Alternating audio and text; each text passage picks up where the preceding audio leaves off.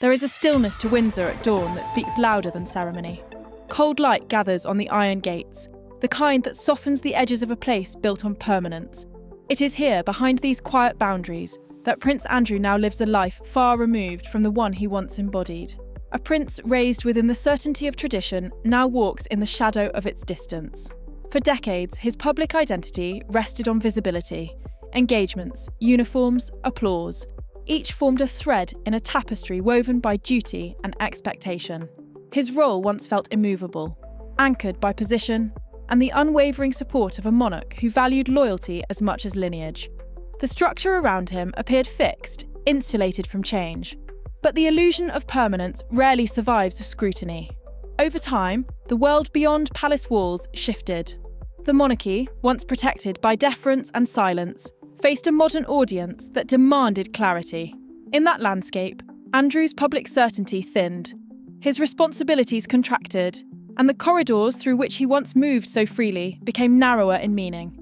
Observers noted the gradual transformation. A prince accustomed to stepping forward now inhabits a quieter, more constrained existence. It is not simply the loss of a role, but the reshaping of an identity built on long-standing assumptions of purpose and presence. This opening contradiction lies at the heart of his story. A man raised for visibility, now defined by absence. It invites a single question, one that colours every chapter that follows. How does a figure shaped by privilege adapt when the world he represented no longer moves with him? There was a time when Prince Andrew's public life felt almost archetypal. As the Queen's second son, his path appeared clearly defined. Service, representation, and the steady fulfilment of ceremonial expectations. The image he projected was shaped as much by family heritage as by the era into which he was born. A Briton that viewed royal symbolism with enduring respect. His naval career played a crucial part in this identity. During the Falklands conflict, his presence as a young helicopter pilot offered the nation an image of bravery and commitment. According to contemporaneous reports, it was a moment that resonated deeply with the public. Andrew represented a rare convergence of royal visibility and military duty, reinforcing the monarchy's connection to national service. As the years progressed, his role expanded internationally. Trade missions, diplomatic engagements, and Commonwealth outreach defined much of his working life. Footage from the period shows a man who embraced visibility with ease, confident strides across foreign tarmacs, conversations with dignitaries, formal receptions conducted with practiced assurance. Each scene contributed to a portrait of a prince securely anchored within the institution. But this image was also a product of its time. In the 1980s and 1990s, distance was a central pillar of royal mystique. The public accepted the formality of the role and seldom questioned the structures that supported it. Andrew fitted seamlessly into that environment. His identity relied on tradition, not transparency. Yet societal expectations shifted. By the early 2010s, public attitudes towards the monarchy had changed. Visibility alone was no longer sufficient. With heightened scrutiny across public life, royal roles required a consistency of judgment that reflected the values of a more questioning society. The standards that governed public service became sharper, and the tolerance for ambiguity grew smaller. Andrew's image began to feel out of step with these emerging expectations. His confidence, once a hallmark of royal assurance, appeared less suited to a world where accountability became a central measure of public trust.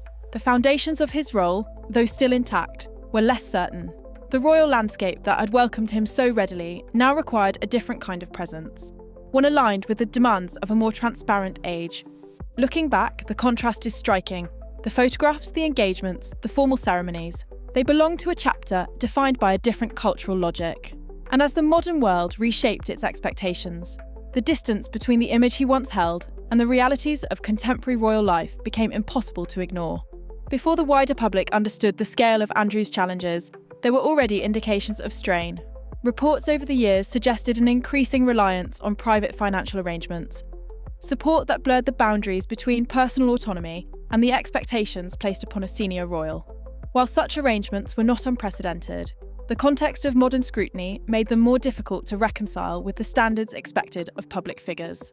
These financial concerns ran parallel to questions about judgment. Early associations that once appeared strategic gradually attracted critical attention.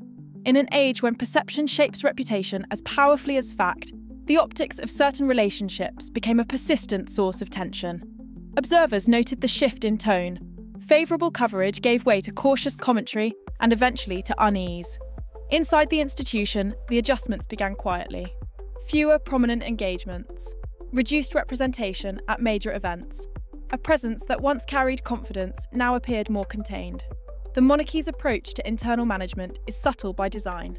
Decisions are rarely declared emphatically, but become evident through a careful recalibration of roles. Andrew's standing reflected that pattern. To those following closely, this period marked the beginning of a retreat, even if it was not yet described as such. The institution, sensitive to its public responsibilities, appeared to be signalling concerns about his judgment long before any decisive action occurred. The gradual separation between Andrew and high-profile duties hinted at a deeper unease. Yet within this decline, the personal dimension remained largely obscured. Life at Royal Lodge continued with a sense of routine. Family connections endured. Sarah Ferguson remained a supportive presence, their relationship evolving in its own complex, long-standing rhythm. But despite these constants, the atmosphere around Andrew shifted. The sense of assuredness that had once defined him began to fade.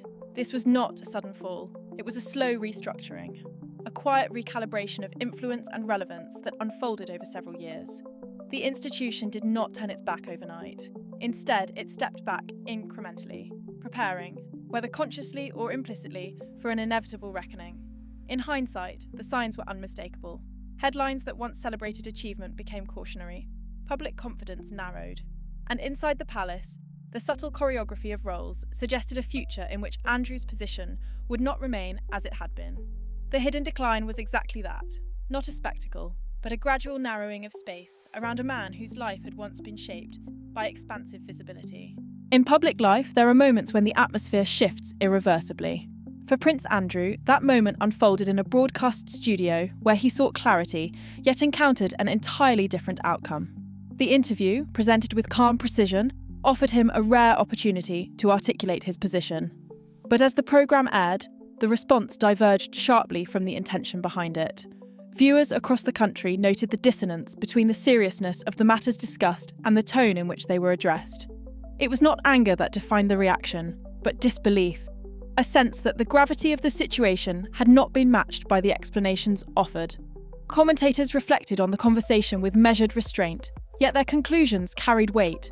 The interview had deepened concerns rather than resolved them. Institutional consequences followed with unusual speed.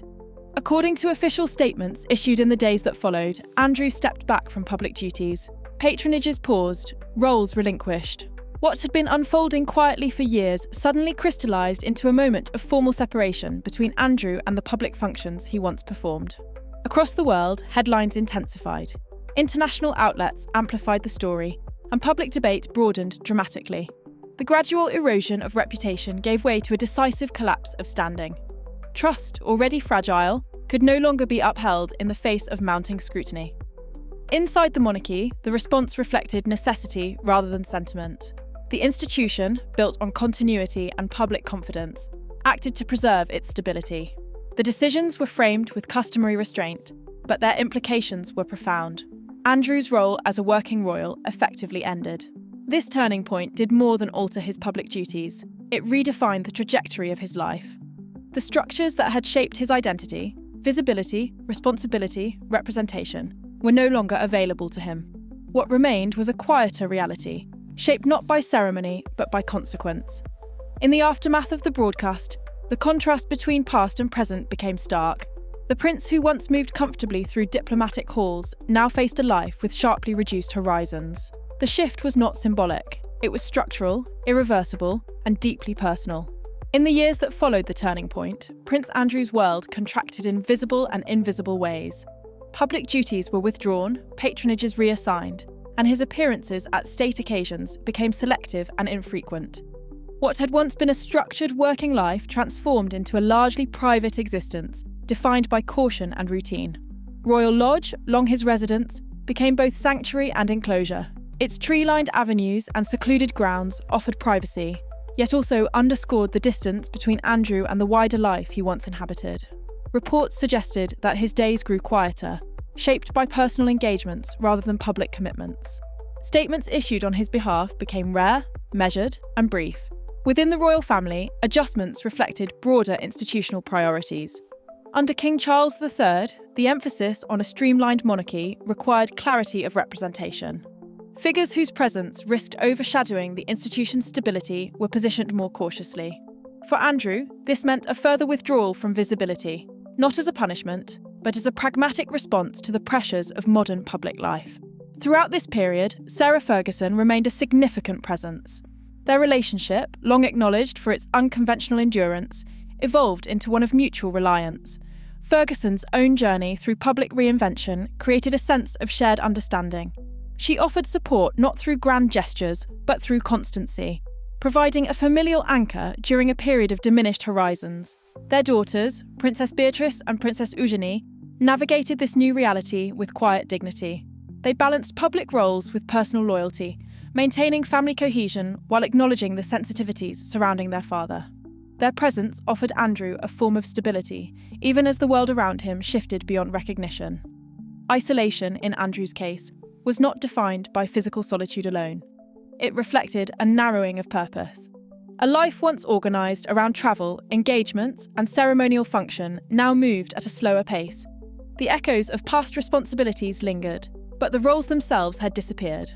This aftermath did not resolve easily. It represented an extended transition, the latest chapter in a story shaped by consequence. Andrew's identity, once anchored in institutional structure, now rested on far more private terms. Viewed with distance, Prince Andrew's story reflects more than the journey of one individual. It reveals how the modern monarchy contends with pressure, expectation, and public accountability. Institutions built on tradition must now navigate a world shaped by transparency, and Andrew's trajectory has become a quiet case study in that reality. His experience invites a broader consideration of what royal identity means in the 21st century. Titles and ceremonies offer structure, but they cannot provide immunity from the consequences of private decisions. Public trust, once earned by lineage alone, now depends on clarity, consistency, and conduct. The gap between perception and action narrows quickly in an age defined by immediate scrutiny. For the monarchy, Andrew's chapter is a moment of recalibration. It represents the difficult balance between loyalty to family and responsibility to the institution. The decisions surrounding his role were not expressions of judgment, but acknowledgements of what is required for the crown to maintain relevance and continuity. And for Andrew himself, the future remains largely undefined. His world has grown quieter, shaped less by expectation and more by reflection. The familiar rhythms of public life have faded, replaced by a more subdued existence that offers neither the prominence of past roles nor the clarity of new purpose. What remains is a lingering question, one that extends beyond Andrew and touches the institution he once represented. What becomes of those whose lives were shaped by visibility when the world no longer looks their way?